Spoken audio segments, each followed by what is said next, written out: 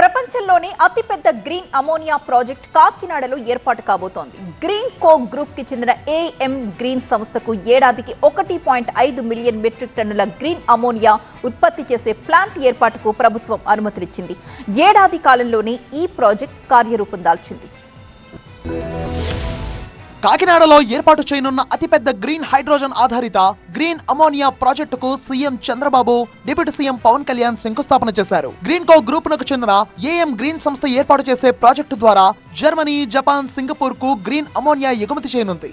Project నిర్మాణానికి సుమారు 18,000 కోట్ల పెట్టుబడి సంస్థ పెట్టనుంది. నిర్మాణ సమయంలో 8,000 మందికి ఉపాధి లభించనుంది. ప్రాజెక్ట్ నిర్మాణం పూర్తయిన తర్వాత లాజిస్టిక్స్, స్టోరేజ్, పోర్ట్ సేవల ద్వారా పెద్ద ఎత్తున ఉపాధి అవకాశాలు కల్పించనున్నట్టుగా సంస్థ ప్రతిపాదనలో వెల్లడించింది. Though we have started our careers as an software professionals to start with, then has inspired us towards making industrial play that has given us opportunity to impact socially and as well as create a large scale sectors. And given the opportunity, we have been creating a multiple sectors now between the energy, ammonia, hydrogen, metals and hydrocarbons and AI factories.